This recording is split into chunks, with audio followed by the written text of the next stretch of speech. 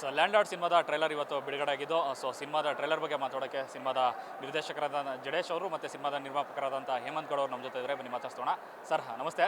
ನಮಸ್ತೆ ಸರ್. ಈ cinema trailer ಯಾವ ಮಟ್ಟಿಗೆ ಅಂತಂದರೆ ದುನಿಯಾ ವಿಜಯ್ ಅವರ ಬರ್ತ್ಡೇನೂ ಚೇಂಜ್ ಮಾಡಿಕೊಂಡು ಇವತ್ತು ಟ್ರೈಲರ್ಗೋಸ್ಕರ ಬರ್ತ್ಡೇ ಸೆಲೆಬ್ರೇಷನ್ ಮಾಡ್ಕೋತಾ ಇದ್ದಾರೆ. ಸರ್ ಅದ್ಭುತವಾಗಿ ಬಂದಿದೆ ಟ್ರೈಲರು. ಆ್ಯಕ್ಚುಲಿ ಇಲ್ಲಿ ತನಕ ಬಿಟ್ಟಿರೋಂಥ ಕಂಟೆಂಟಲ್ಲಿ ಇದು ದಿ ಬೆಸ್ಟು ಮತ್ತು ಗೇಮ್ ಚೇಂಜರ್ ಕಂಟೆಂಟ್ ಅಂತ ಅನ್ನಿಸ್ತಾ ಇದೆ. ಜನಗಳ ರಿಯಾಕ್ಷನು ಮತ್ತು ವಿಜಯ್ ಸರ್ ರಿಯಾಕ್ಷನ್ ಹೇಗಿತ್ತು ಅಂತ ನಿಮಗೆ? ಇಲ್ಲ ಅಂದರೆ ಅವರು ಕತೆಗಳು ಮಾಡುವಾಗಾದರೆ ವಿಜಯ್ ಸರ್ ತುಂಬ ಒಂದು ಎಕ್ಸೈಟ್ಮೆಂಟ್ ಆಗಿತ್ತು. ಯಾಕಂದರೆ ಆ ಪಾತ್ರ ಅವರು ಇದುವರೆಗೂ ಮಾಡಿರಲಿಲ್ಲ. ಅಂದರೆ ಆ ಥರದ ಒಂದು ಮಣ್ಣಿನ ಪಾತ್ರ ಅವರು ಇದುವರೆಗೂ ಮಾಡಿಲ್ಲ. ಅಂದರೆ ಒಂದು ಯೋಚನೆ, ಒಂದು ಸಿದ್ಧಾಂತ ಇರೋ ಪಾತ್ರ ಅದು. ಅಂದರೆ ಇಲ್ಲಿ ಯಾರು ಅಂದರೆ ಇನ್ನೊಂದು ವಿಶೇಷ ಅಂದರೆ ಹೀರೋ ವಿಲನ್ ಅಂತ ನಾನು ಏನು ಹೇಳಲ್ಲ. ಇದ್ರದ್ದೊಂದು ಯೋಚನೆ ಇರೋ ಕ್ಯಾರೆಕ್ಟ್ರು, ಅವನದೊಂದು ಯೋಚನೆ, ಇವನೊಂದು ಸಿದ್ಧಾಂತ, ಅವ್ರದ್ದೊಂದು ಸಿದ್ಧಾಂತ, ಎರಡು ವಿಚಾರಗಳು ಒಡೆದಾಟ. ಇದು ಎರಡು ಯೋಚನೆಗಳ ಒಡೆದಾಟ. ಅದು ಎಂಡಿಗೆ ಸೊಲ್ಯೂಷನ್ ಏನು, ಒಂದು ಕಾನ್ಸ್ಟಿಟ್ಯೂಷನ್ ಏನು ಅನ್ನೋದೇ ಒಂದು ಸಿನಿಮಾ, ಒಂದು ಹೊಸ ಪ್ರಯತ್ನ. ನಮ್ಮ ಆ್ಯಸ್ ಯೂಸ್ವಲ್ ನನ್ನ ಸ್ಟ್ರೆಂತ್ ಹಳ್ಳಿ ಜಾನರ್, ವಿಲೇಜ್ ಜಾನರ್ ನನ್ನ ಸ್ಟ್ರೆಂತ್. ಆ ಸ್ಟ್ರೆಂತಲ್ಲೇ ಇನ್ನೊಂದು ಟ್ರೈ ಮಾಡಿದ್ದೀನಿ. ನಾನು ಅದರಲ್ಲಿ ಮಾತ್ರ ಕಟ್ಟಕ್ಕೆ ಸಾಧ್ಯ. ಅಲ್ಲಿ ಇನ್ನೊಂದು ಬೇರೆ ಥರ ಹೇಳೋ ಒಂದು ವಿಷಯ ಪ್ರಯತ್ನ ಮಾಡಿದ್ದೀನಿ. ಕತೆ ವಿಚಾರಕ್ಕೆ ಎಲ್ಲೂ ಕೂಡ ಬಿಟ್ಕೊಟ್ಟಿಲ್ಲ. ಬಟ್ ಒಂದಷ್ಟು ಪಾತ್ರಗಳ ಎಂಟ್ರಿ ಇದೆಯಲ್ಲ, ಅದ್ಭುತವಾಗಿ ಸಿನಿಮಾದ ಒಂದು ವೇಗನ ಕೊಡುತ್ತೆ. ಯಾಕಂದರೆ ಉಮಾಶ್ರೀ ಅವರ ಒಂದು ಡೈಲಾಗ್ ಆಗಲಿ, ಅವ್ರು ತೋರಿಸೋ ಒಂದು ಫೋರ್ಸ್ ಇದೆ, ಒಂದು ಡ್ಯಾನ್ಸ್ ಸೀಕ್ವೆನ್ಸ್, ಅದು ಅದ್ಭುತವಾಗಿರುವಂಥದ್ದು. ಉಮಾಶ್ರೀ ಅಮ್ಮ ಈ ಸಿನಿಮಾಕ್ಕೆ ಮತ್ತೊಂದು ಜೀವ ಅಂತ ಹೇಳ್ಬೋದು ಅಂತ. ಈ ಕತೆಯ ಬುನಾದಿನೇ ಅವರು. ಯಾಕಂದರೆ ಆ ಕತೆ ಸೀಡೇ ಅವರು. ಸಿನಿಮಾ ಓಪನಿಂಗಲ್ಲೇ ನಾವು ಅದು ಸೀಡ ಹಾಕ್ತೀವಿ. ಇಡೀ ಉಮಾಶ್ರೀ ಅವರ ಒಂದು ಎಮೋಷ್ನಲ್ ಟ್ರ್ಯಾಕ್ ಇದೆಯಲ್ಲ, ಮತ್ತು ಅವರ ಹೋರಾಟ ಇದೆಯಲ್ಲ, ಒಂದು ದೊಡ್ಡ ಕ್ರಾಂತಿ ಅಂತಲೇ ಹೇಳ್ಬೋದು. ಅದು ಆ ಬದುಕಿಗೆ, ಆ ಊರಿಗೆ, ಆ ಬದುಕಿಗೆ, ಹೀರೋ ಬದುಕಿಗೆ ಒಂದು ದೊಡ್ಡ ಕ್ರಾಂತಿ ಮತ್ತು ದೊಡ್ಡ ಆಶಯ. ಅದ್ರ ಮೇಲೇ ನಿಂತಿದೆ ಸಬ್ಜೆಕ್ಟು. ಅದ್ಭುತವಾಗಿ ಅಂದರೆ ಎಕ್ಸ್ಟ್ರಾಡಿನರಿ. ಅವರು ಸ್ಕ್ರೀನಿಗೆ ಅವ್ರು ಬಿಟ್ಟರೆ ಇನ್ಯಾರೂ ಆಗಲ್ಲ. ಮತ್ತು ಅವರು ಎಷ್ಟು ಲವ್ ಮಾಡಿದಂದ್ರೆ ಪಾತ್ರ, ಕ್ಯಾರೆಕ್ಟ್ರು, ವಿಷಯ, ಬರೀ ಇದು ಕ್ಯಾರೆಕ್ಟ್ರಾಗಿ ಹೇಳಿದ್ದೆ ಅವರು. ಇದ್ರ ಮೆಟಫರ್ ಆಗಿ ವಿಚಾರ ಹೇಳಿದಾಗ ಅವರು ಎಕ್ಸ್ಟ್ರಾಡಿನರಿ. ಅದನ್ನೊಂದು ಎನರ್ಜಿ, ಡಬಲ್ ಎನರ್ಜಿ ತೊಗೊಂಡು ಮಾಡಿದ್ರು. ನನಗೆ ಅದೇ ಖುಷಿ ಆಯಿತು. ಅದು ಇವಾಗ ಸ್ಕ್ರೀನಲ್ಲಿ ಕಾಣುತ್ತೆ. ನೀವು ನೋಡಿದ್ರೇ ಬೇರೆ ಲೋಕನೇ ಸೃಷ್ಟಿಯಾಗುತ್ತೆ. ಹುಲಿದುರ್ಗನ ಆಳೋರು ಯಾರು ಸರ್? ಇಲ್ಲಿ ರೂಲರಾ ಅಥವಾ ಸರ್ವೈವರಾ?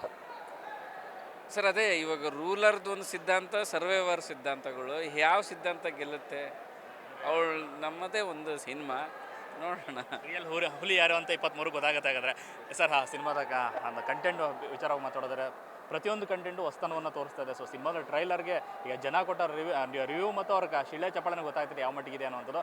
ವೇದಿಕೆ ಮೇಲೆ ನಿಂತಾಗ ತುಂಬ ಎಮೋಷ್ನಲ್ ಆಗಿದ್ರಿ. ಹೇಗಿತ್ತು ಸರ್? ಖುಷಿ ಆಯಿತು ಸರ್. ನಾವು ಸಿನಿಮಾ ಮಾಡೋದೇ ಆ ರಿಯಾಕ್ಷನ್ಗೋಸ್ಕರ. 23ನೇ ಇವತ್ತಿಗೆ ಒಂದು ಸ್ಯಾಂಪಲ್ ಕೊಟ್ಟಿದ್ದಾರೆ ಅಭಿಮಾನಿಗಳು. 23ಗೆ ಇನ್ನೂ ದೊಡ್ಡದಾಗಿ ಸೌಂಡು ಸ್ಯಾಂಪಲ್ ಎರಡೂ ಕೊಡ್ತಾರೆ. ಬಟ್ ಖುಷಿ ಆಗ್ತಾಯಿದೆ ಸರ್. ಜಡೇಶ್ ಸರ್ ನಮ್ಮ ಹತ್ರ ಮೊದಲನೇ ದಿವಸ ಬಂದಾಗ ಏನು ಹೇಳಿದ್ರು ಅದನ್ನು 100 ಮಾರ್ಕ್ಸ್, 100ಗೆ 100 ಸ್ಕೋರ್ ತಗೊಂಡು ಪ್ರೊಡ್ಯೂಸರ್ ಹತ್ರ ಅವ್ರು ಫಸ್ಟ್ ರ್ಯಾಂಕ್ ತೊಗೊಂಡ್ಬಿಟ್ಟಿದ್ದಾರೆ. ಅವ್ರು ಅವತ್ತು ನಮ್ಗೆ ಏನೇನು ಹೇಳಿದ್ರು ಪ್ರತಿಯೊಂದು ಆ ಸ್ಕ್ರೀನ್ ಮೇಲೆ ಬಂದಿದೆ. ಅದಕ್ಕಿಂತ ಬಂದು ಸ್ಯಾಟಿಸ್ಫ್ಯಾಕ್ಷನ್ ಒಬ್ಬ ಪ್ರೊಡ್ಯೂಸರ್ಗೆ ಇರಲ್ಲ ಸರ್, ಬೇರೆ ಏನು. ತಂದೆಯವರು ಸಿಕ್ಕಾಪಟ್ಟೆ ಎಮೋಷ್ನಲ್ ಆಗಿದ್ರು. ಅದರಲ್ಲೂ ಕೂಡ ಭಾಳ ಮುಖ್ಯವಾಗಿ ಒಂದು ವಿಚಾರ ಪ್ರಸ್ತಾಪ ಮಾಡೋರು, ಪೈರಸಿ ಅನ್ನುವಂಥದ್ದು.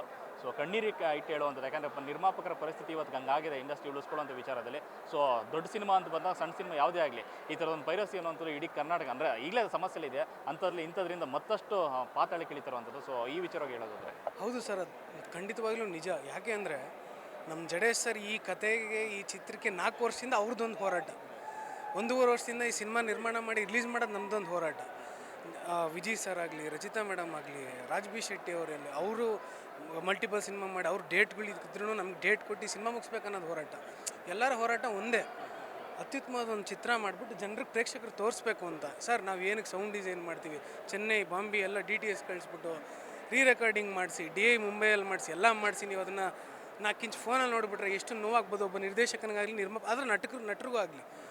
ಅದು ಖಂಡಿತವಾಗ್ಲೂ ತಪ್ಪು ಸರ್. ನಾನು ಎಲ್ಲರಿಗೂ ಈ ಮುಖಾಂತರ ಏನು ಹೇಳ್ತೀನಿ ಅಂದರೆ, ನಿಮ್ಗೆ ಅನುಭವ ಸಿಗಬೇಕು ಅಂತಂದರೆ ನೀವು ಚಿತ್ರಮಂದಿರಕ್ಕೆ ಹೋಗ್ಬೇಕು. ನೀವು ಎಷ್ಟೇ ಫೋನಲ್ಲಿ ಸಿನಿಮಾ ನೋಡಿ ಅದು ಸಿನಿಮಾನೇ ಅಲ್ಲ, ನೀವು ಥಿಯೇಟ್ರಲ್ಲಿ ನೋಡೋದು ಮಾತ್ರನೇ ಸಿನಿಮಾ.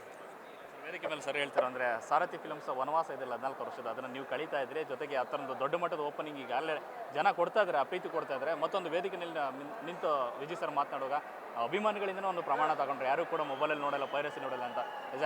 ಒಬ್ಬ ಸ್ಟಾರ್ ಆಗಿ ಈ ಥರದೊಂದು ಕೆಲಸ ಮಾಡಬೇಕಾಗಿತ್ತು, ಆ್ಯಕ್ಚುಲಿ ಮೊದಲಿಂದ ಆಗಬೇಕಾಗಿತ್ತು. ಅದನ್ನು ವೇದಿಕೆ ಮೇಲೆ ಜನರ ಸಮ್ಮುಖದಲ್ಲೇ ಮಾಡಿದ್ದಾರೆ ವಿಜಯ್ ಸರ್. ಅದ್ರ ಬಗ್ಗೆ ಹೇಳೋದು ಒಂದು ಇವರು 14 ವರ್ಷ ವನವಾಸ ಆದಮೇಲೆ ನಿಮಗೆ ಗೊತ್ತಿದೆ ಮತ್ತೆ ಕಿಂಗ್ಡಮ್ ಆಳ್ತಾರೆ ಅಂತ.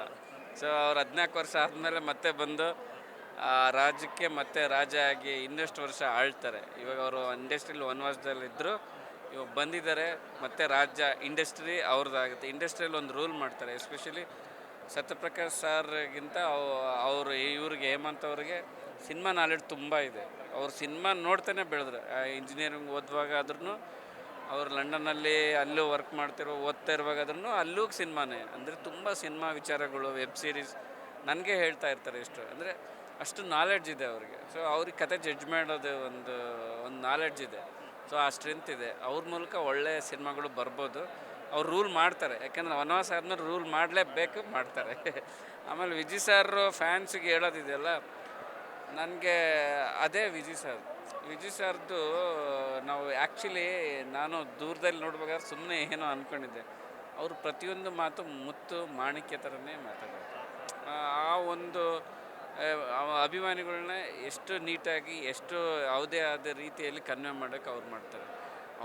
ಅವ್ರ ಅಭಿಮಾನಿಗಳಷ್ಟು ಆ್ಯಕ್ಷನ್ಸ್ ಯಾರೂ ಇಲ್ಲ. ಬಟ್ ಅವ್ರಿಗೆ ಎಷ್ಟು ಪ್ರೀತಿಯಿಂದ ಹೇಳಬೇಕು, ಎಷ್ಟು ಇದರಿಂದ ಹೇಳಬೇಕು. ಸೊ ಅದೇ ವಿಜಯ್ ಸರ್ದು ಒಂದು ಸ್ಟ್ರೆಂತು. ಇದೇ ವಿಚಾರ ಬೇರೆಯವರು ಹೇಳಿದಾಗ ಏನೇನೋ ಆಗುತ್ತೆ, ಬಟ್ ಇವರು ಎಷ್ಟು ನೀಟಾಗಿ ಕನ್ವೆ ಮಾಡ್ತಾರೆ ನೋಡಿ, ಅದು ವಿಜಯ್ ಸರ್ ಸ್ಟ್ರೆಂತ್. ಕನ್ನಡದ ಸುಕುಮಾರ್ ಅಂತ ಹೇಳ್ತಾರೆ.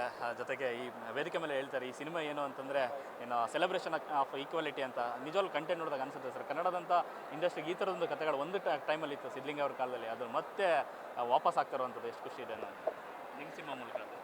ಹೌದು, ಇವಾಗ ಆ್ಯಕ್ಚುಲಿ ಗುರು ಶಿಷ್ಯರಲ್ಲಿ ಆ ಪ್ರಯತ್ನ ಆಯಿತು, ಆಮೇಲೆ ಕಾಟೇರದಲ್ಲಿ ಆಯಿತು. ಮತ್ತೆ 2 ವರ್ಷ ಗ್ಯಾಪ್, 2-3 ವರ್ಷ ನನ್ನ ಗ್ಯಾಪ್ ಕೊಟ್ಟೆ. ಮತ್ತು ಇನ್ನೊಂದು ಯಾರು ಆ ಥರದ್ದು ಒಂದು ವಿಲೇಜ್ ಬ್ಯಾಕ್ಗ್ರೌಂಡ್, ಒಂದು ಈಕ್ವಾಲಿಟಿ, ಆ ಮಣ್ಣಿನ ಕಥೆಗಳನ್ನ ಹೇಳೋಕ್ಕೆ ಅಷ್ಟು ಒಬ್ಬ ದೊಡ್ಡ ಸ್ಟಾರ್ ಇಟ್ಕೊಂಡು ಹೇಳೋಕ್ಕೆ ಇನ್ನೊಂದು ಆಗಲಿಲ್ಲ. ಮತ್ತು ನಾವೇ ಬಂದು ಮಾಡ್ತಾಯಿದ್ವಿ. ಸೊ ಅದು ಸಾರಥಿ ಜೊತೆ ಇನ್ನೂ ಮಣ್ಣಿನ ಹೀರೋ. ಸೊ ಇಟ್ಕೊಂಡು ಮತ್ತೆ ನಾವೇ ಬರ್ತಾಯಿದ್ದೀವಿ. ಇನ್ನೂ 2 ವರ್ಷ ಮತ್ತು ನಾನೇ ಹೇಳೋದು. ನಾನು ಮಣ್ಣಿನ ಕಥೆಗಳನ್ನ ಬಿಟ್ಟರೆ ಇನ್ನೇನೂ ಹೇಳಲ್ಲ. ಯಾಕಂದರೆ ಭಾರತ ಹಳ್ಳಿಗಳ ದೇಶ, ಹಳ್ಳಿ ಬದುಕೆ ಜೀವನ, ಹಳ್ಳಿನೇ ಎಲ್ಲ ಬ್ಯಾಕ್ ಬೋನ್. ಬೆಳವಣಿಗೆ ದಿನಗಳಷ್ಟೇ ಹೇಳಿದೆ, ನೀವೇ ಕೂಡ ಡಿಸ್ಟ್ರಿಬ್ಯೂಟ್ ಮಾಡ್ತಿರೋಂಥದ್ದು. ಸೊ ಹೇಗಿದೆ ಬೇಡಿಕೆ ಅಂತ ಸಿನಿಮಾಗೆ? ಬೇಡಿಕೆ ತುಂಬ ಚೆನ್ನಾಗೇ ಇದೆ ಸರ್.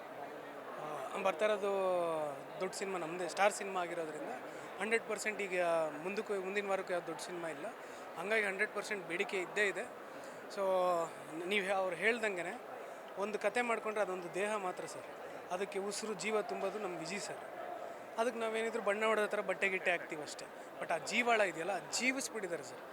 ಸಿನಿಮಾದಲ್ಲಿ ನಿಮಗೆ ಸ್ಪೆಷಾಲಿಟಿ ಅಂದರೆ ಆ ರಾಚಯ್ಯನ ಪಾತ್ರ ನೀವು ನೋಡಿದ್ರೆ ಇವ್ರನ್ನೆಲ್ಲೋ ನೋಡಿದ್ದೀನಿ ಅನ್ನೋದೇ ನಿಮ್ಗೆ ಫೀಲ್ ಆಗುತ್ತೆ ಸರ್. ನಿಮ್ಮ ಚೈಲ್ಡ್ಹುಡ್ಡಲ್ಲೋ, ನಿಮ್ಮ ಊರಲ್ಲೋ, ನಿಮ್ಮ ಹಳ್ಳೀಲಿ ಹೋದಾಗ ಅಷ್ಟು ನೈಜವಾಗಿ ನಟಿಸ್ಬಿಟ್ಟಿದ್ದಾರೆ.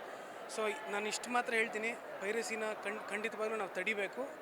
ನಾನು ನಿಮ್ಗೊಂದು ಮಾತು ಕೊಡ್ತೀನಿ, ಇದೇ ಜನವರಿ 23ನೇ ತಾರೀಕು ಚಿತ್ರಮಂದಿರಗಳಲ್ಲಿ ನಾವು ಸಮಾನತೆನ ಆಚರಣೆ ಮಾಡ್ತೀವಿ, ಈಕ್ವಾಲಿಟಿನ ಸೆಲೆಬ್ರೇಷನ್ ಮಾಡ್ತೀವಿ, ರಾಚಯ್ಯನ್ನ ಸೆಲೆಬ್ರೇಟ್ ಮಾಡ್ತೀವಿ. ಇನ್ನು ಮುಂದಕ್ಕೆ sandalwood land lord Vijay Kumar ಅವರಂತೂ ಹಾಗಾದ್ರೆ 100% ಫಿಕ್ಸ್. ಇಷ್ಟು ಮಾತ್ರ ನಾನು thank you. All the best, ಒಳ್ಳೆದಾಗಲಿ. Thank you. ಎಸ್ ನೋಡಿಲ್ಲ, ಇದಿಷ್ಟು ಜಡೇಶ್ ಮತ್ತು ಹೇಮಂತ್ ಅವರ ಮತ್ತು ಕ್ಯಾಮ್ರಾ ಪರ್ಸನ್ ಅವಿರಾಜ್ ಜೊತೆ ಲೋಕೇಶ್ ಬೆಂಗಳೂರು.